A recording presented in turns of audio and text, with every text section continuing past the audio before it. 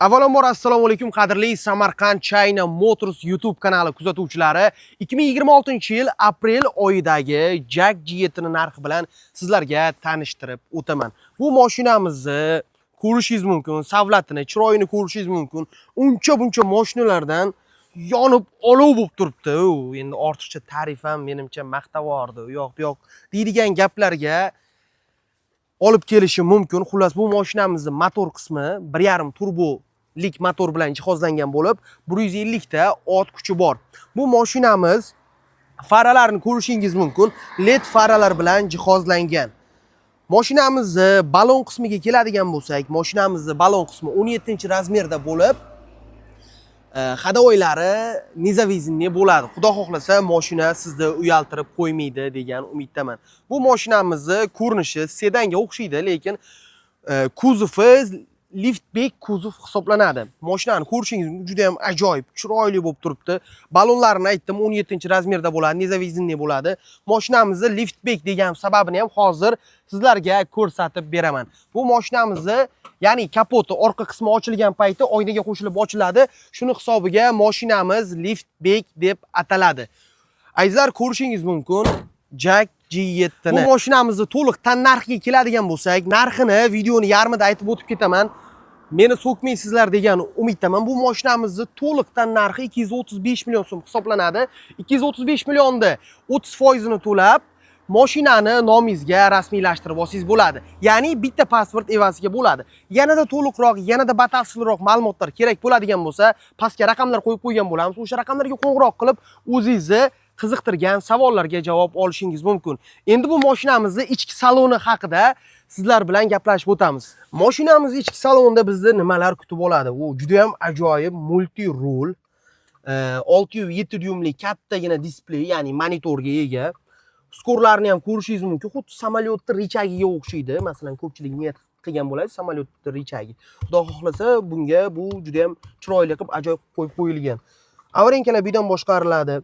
Polnivani yoqib o'chirib, o'zingizni xohlagan usulingizda boshqarsangiz bo'ladi. Multi rul bor, cruise control, gidroelektronli rul. Sideniyamiz isiydi. O'zbekchasiga aytib o'tib ketaman. Sideniyamiz isiydi. Konditsionerlar hammasi cho'tki juda ham mo'shniy bo'lib ishlaydi. Hattoki ochki qo'yadigan joylari ham bor. Keyin yana bitta ma'lumotni berib o'taman. Bu mashinamizda o'ziga yarasha lyuki bor. Bu mashinamizning lyukini ko'rishingiz mumkin. Mana juda ham menimcha bundan ortig'i kerak emas. Juda ham chiroyli qilib ishlab qo'yilgan. Mashinamizning qulayliklari juda ham zo'r. Sidinilariga keladigan bo'lsak, quchoqlab oladigan, mana bu yoqlarni ko'rishingiz mumkin. Hech qanaqa ortiqcha bu yoqqa yoki u yoqqa og'ib ketish nimalari bo'lmaydi. Naturalniy tabiiy ko'jadan ishlangan, ko'rishingiz mumkin. Mashinani olib yana chexol qilaman, u qilaman, bu qilaman deb yotmaysiz. Xudo xohlasa mashina tayyor. Olasiz, nomer taqasiz, mazza qilib haydaysiz. Endi mashinamizning salon qismi, orqa tomonini bitta kengligi, torligi, qanaqa qulayliklari bor, hammasini ko'rib chiqamiz. Mashinamizni ketyapmizmi biz? Mashinamizning orqa qismi, ya'ni orqa salonini ko'rishingiz mumkin. Juda ham qulay, juda ham keng. Salon, orqa salonlar hamma joyi koja bo'ladi. Xavfsizliklar ham juda ham yuqori qilib ishlangan. Har bitta odamga alohida xavfsizlik kamari qo'yib qo'yilgan. Bu tomondan ko'rishingiz mumkin, yoritish sistemalari ham juda ham ajoyib qilib ishlangan. Ko'pchilik mashinalarda o'rtada bo'ladi, hamma odamga xalaqit qiladi. Masalan, bu tomonda bitta ezib qo'yadigan bo'lsangiz bo'ldi, yoritish sistemasi sizni yoriq va aniq ko'rinadi. Yoki cho'ntagingizdan biron nima olishingiz mumkin. Yoritish sistemasi ham juda ham qulay qilib ishlangan. Mashinamizni ko'rishingiz mumkin. Orqa tomonlariga konditsioner shaxtasi qo'yib ketilgan, ya'ni bu narsa juda ham ko'p mashinalarda yo'q deb o'ylayman. Hozir endi zamonaviy mashinalar hammasida bor. Ya'ni orqa tomondagi odamlar uchun ham alohida konditsioner haydaydi. Keyin men bu ko'pchilik odam o'rtasida o'tirishga qiynaladi, lekin bizda bu juda ham baland qilinmagan, ya'ni most o'tgan joyi unchalik baland emas. Ko'p mashinalarda juda ham baland bo'ladi, shu yergacha kelgan bo'ladi.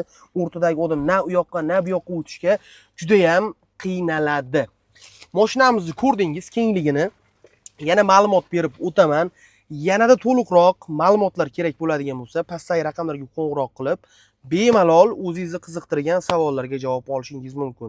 Ya'ni Mashinamiz haqida avtokreditmi yokida grafikami? O'zingizni qiziqtirgan qanaqa savol bo'ladigan bo'lsa yokida hozirda aytilmagan ma'lumotlar bo'ladigan bo'lsa, o'sha raqamlarga qo'ng'iroq qilib, bilib olsangiz bo'ladi. Hammaga rahmat, sizlar bilan Samarqand China Motors'da Isomiddin bo'ldi.